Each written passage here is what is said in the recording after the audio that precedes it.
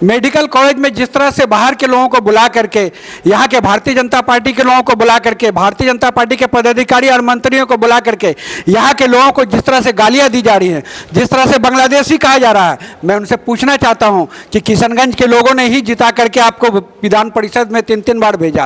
और आप यहाँ के लोगों को ही आप जो है बांग्लादेशी कह रहे हैं, यहाँ के लोगों को ही आप जो है बाहरी कह रहे हैं। और हमारे यहाँ के सांसद, यहाँ के विधायकों के मुँह में चुप्पी है। हम ये चाहते हैं कि हमारे विधायक और सांसद से यहाँ की जनता पूछे कि मेडिकल कॉलेज में जो इस तरह की जो कार्रवाई हो रही है, इस तरह से जो घृणित अपराध किया जा रहा है, इसके लिए आप लोग आवाज क्यों नहीं उठा रहे हैं। आज 70 साल से झोलियां भर भर के वोट दी, वो हमारे वोट से जीत करके गए और जाकर के दिल्ली में सत्ता में सरकार में रहे, लेकिन आज हमारे इस सीमांचल का और खास करके इस किशनगंज जिले का कोई विकास नहीं किया। किशनगंज के विकास के लिए हम सबको एकजुट होकर के, सभी पॉलिटिकल पार्टियों को एकजुट होकर के यहाँ के समाज को, जो सौहार्द को, जो वातावरण को जो बिगाड़ने का प्रयास कर रहे हैं, उन लोगों को बेनकाब करके हम लोगों को सीमांचल की बदहाली और बेरोजगारी को दूर करने की लड़ाई लड़नी चाहिए। जो काम करने का तरीका है हमारा संगठन का, वो है कि ज़्यादा हो हल्ला नहीं कर करके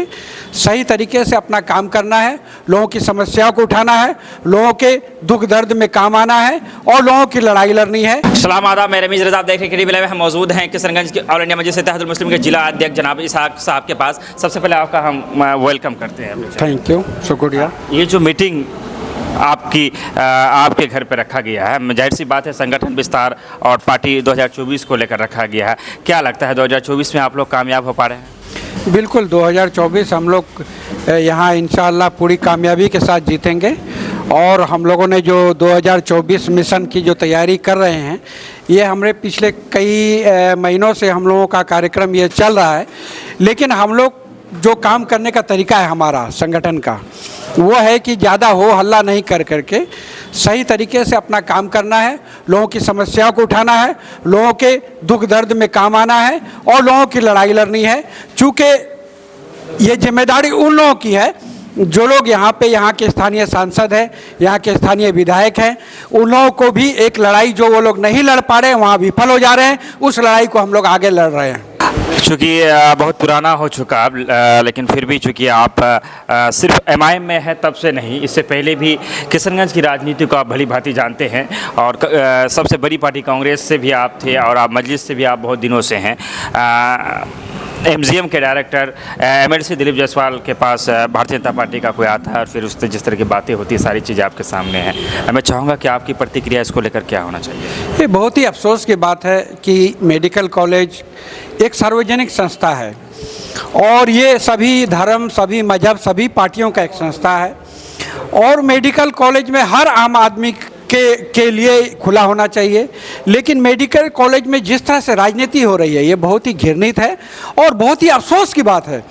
कि भारतीय जनता पार्टी का एक अड्डा बना करके यहाँ छोड़ दिया गया है और ना यहाँ के सांसद बोल रहे हैं, ना यहाँ के विधायक बोल रहे हैं। आखिर क्यों नहीं बोलना चाह रहे हैं हमारे सांसद, क्यों नहीं बोलना चाह रहे हैं हमारे विधायक? मैं उनसे जवाब पूछना चाहता हूँ कि मेडिकल कॉलेज क्या भारतीय जनता पार्टी का निजी संस्था है या दिलीप जायसवाल का निजी संस्था है? मेडिकल कॉलेज में जिस तरह से बाहर के लोगों को बुला करके, यहाँ के भारतीय जनता पार्टी के लोगों को बुला करके, भारतीय जनता पार्टी के पदाधिकारी और मंत्रियों को बुला करके यहाँ के लोगों को जिस तरह से गालियाँ दी जा रही हैं, जिस तरह से बांग्लादेशी कहा जा रहा है, मैं उनसे पूछना चाहता हूँ कि किशनगंज के लोगों ने ही जिता करके आपको विधान परिषद में 3-3 बार भेजा और आप यहाँ के लोगों को ही आप जो है बांग्लादेशी कह रहे हैं, यहाँ के लोगों को ही आप जो है बाहरी कह रहे हैं और हमारे यहाँ के सांसद, यहाँ के विधायकों के मुँह में चुप्पी है। हम ये चाहते हैं कि हमारे विधायक और सांसद से यहाँ की जनता पूछे कि मेडिकल कॉलेज में जो इस तरह की जो कार्रवाई हो रही है, इस तरह से जो घृणित अपराध किया जा रहा है, इसके लिए आप लोग आवाज़ क्यों नहीं उठा रहे हैं? लगातार सीमांचल किशनगंज की बात करें तो क्राइम बढ़ता जा रहा है। 4-5 दिन पहले की बात है, चिकाबाड़ी के मुखिया के घर में जिस तरह से डकैती होती है वो मामला रहा। फिर आज ही का बात है, अंदासुर में दिन दहाड़े बंधन बैंक के जो कर्मी होते हैं उनसे पैसे लेकर भाग रहे थे, हालांकि स्थानीय लोगों ने उसे पकड़ा है। बहुत सारी ऐसी मिसालें, अगर मैं मिसाल देना चाहूँगा तो 1-2 घंटे का समय चाहिए। ये जो क्राइम का रफ्तार किशनगंज में लगातार बढ़ रहा है, इसके लिए आप किसे दोषी मानेंगे?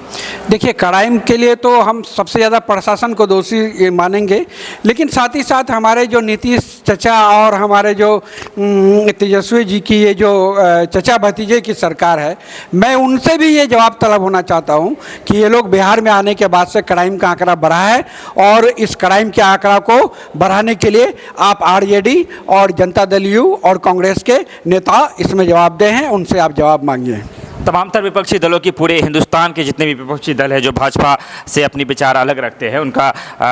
जो मीटिंग है, सभा है, वो बिहार में होने वाली है। बिहारवासी के लिए गर्व की बात है, लेकिन मजलिस इत्तेहादुल मुस्लिमीन को उससे अलग रखा गया है। कितने अफसोस की बात है ये, आप खुद ही दिल पर हाथ रख करके सोचिए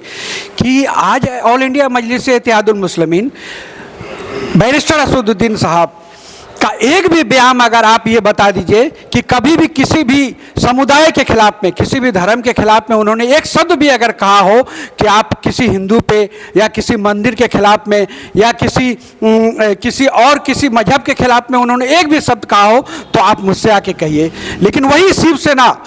जो हिंदू मुसलमान के नाम पे, बिहारी और महाराष्ट्र के नाम पे वो पूरे देश को बरगलाने का और तोड़ने का काम किया, शिवसेना उसके गठबंधन में शामिल हो सकती है, लेकिन आप ऑल इंडिया मजलिस इत्तेहादुल मुस्लिमीन को बुलाना गवारा नहीं कर रहे हैं। क्यों? क्योंकि कोई मुस्लिम लीडर, कोई दलित लीडर, कोई पिछड़ा लीडर आज लीडरशिप आगे नहीं बढ़ जाए, इसीलिए ये लोग जानबूझ करके हमारे ऑल इंडिया मजलिस इत्तेहादुल मुस्लिमीन और यहाँ के पिछड़े और दलित और माइनॉरिटी लीडर को दबाने का काम कर रहे हैं। 2024 अनकरीब है और देखते ही देखते पलक झपकते वक्त सामने में आ जाएगा। ऐसे में जिला अध्यक्ष है आप, पूरे ज़िले के एक तरह से संगठन के गार्जियन के रूप में आप हैं। आपके जो पार्टी के कार्यकर्ता वो देख रहे हैं, उनसे एज ए जिला अध्यक्ष की भूमिका को निभाते हुए आप उनसे क्या मैसेज क्या देना चाहेंगे? देखिए, मैं तो इतना ही चाहता हूं कि हम लोगों को एक लड़ाई लड़नी है सीमांचल की,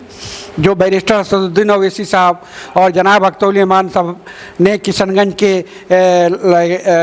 सीमांचल के लिए एक लड़ाई का आगाज़ किया है। उस लड़ाई के लिए हम लोगों को एकजुट होकर के इस सीमांचल में इस लड़ाई को आगे बढ़ाना है और तन मन धन से बिना निजी स्वार्थ के हम लोगों को आगे बढ़ करके इस सीमांचल को, चूँकि आज भारत के नक्शे में सबसे पिछड़े हुए ज़िले के रूप में किशनगंज की गिनती होती है, इसके जवाबदेह कौन है? ये लड़ाई हम लोगों को लड़ करके आज हम लोगों को बोलने की ज़रूरत है, हम लोगों को लड़ने की ज़रूरत है, क्योंकि हम लोगों ने जिन लोगों को आज 70 साल से झोलियाँ भर भर के वोट दी, वो हमारे वोट से जीत करके गए और जाकर के दिल्ली में सत्ता में सरकार में रहे, लेकिन आज हमारे इस सीमांचल का और खास करके इस किशनगंज जिले का कोई विकास नहीं किया। ना यहाँ शिक्षा के क्षेत्र में काम हुआ, ना मेडिकल के क्षेत्र में काम हुआ, और सबसे पिछड़े जिले के रूप में गिनती होता है। इसलिए बैरिस्टर असदुद्दीन ओवैसी साहब और अख्तर ईमान को हम कामयाब कीजिए, ये सीमांचल और किशनगंज भारत के नक्शे में एक मजबूत जिले के रूप में गिनती होगी। आखिर में एक सवाल इसहाक साहब, चूँकि आप बहुत लंबे समय से राजनीति में है और बहुत लोग जो होते हैं जिला अध्यक्ष के पद पर, आप पहले भी जिला अध्यक्ष हैं और उसके बाद भी लगातार मजलिस में, जब से मजलिस यहाँ पर आई है आप जिला अध्यक्ष आप ही हैं। जो लोग 2-4-5 साल से इस पद को संभाल, उसके बाद उनकी एक लालसा बढ़ जाती है विधायक सांसद लड़ने की, उनके अंदर भी एक ललक आ जाती है। क्या आपने कभी अपने बारे में नहीं सोचा कि मैं भी विधायक लड़ूँ, मैं भी सांसद में आऊँ? इस तरह की कोई ख्याल कभी आया आपके मन में? जी नहीं, मैं बस इतना ही चाहता हूँ कि मैं समाज सेवा करूँ, समाज के लोगों का उत्थान में लड़ाई लड़ूँ। चूँकि अगर पार्टी कार्यकर्ता चाहेगी तो जब जरूरत पड़ेगी, पार्टी अगर चाहेगी तो लड़ूंगा। चलिए, बहुत बहुत शुक्रिया आपका। आखिर में कुछ कहना चाहेंगे? बस यही चाहूँगा कि किशनगंज के विकास के लिए हम सबको एकजुट होकर के, सभी पॉलिटिकल पार्टियों को एकजुट होकर के यहाँ के समाज को, जो सौहार्द को, जो वातावरण को जो बिगाड़ने का प्रयास कर रहे हैं, उन लोगों को बेनकाब करके हम लोगों को सीमांचल की बदहाली और बेरोजगारी को दूर करने के लिए लड़ाई लड़नी चाहिए। ऑल इंडिया मजलिस इत्तेहादुल मुस्लिमीन किशनगंज के जिला अध्यक्ष इसहाक साहब, जो कि अपनी शालीनता के लिए जाने जाते हैं, अपने अच्छे किरदार के लिए जाने जाते हैं, उनके निज आवास पर हमारी मौजूदगी रही है और हम दोनों के बीच जो वार्तालाप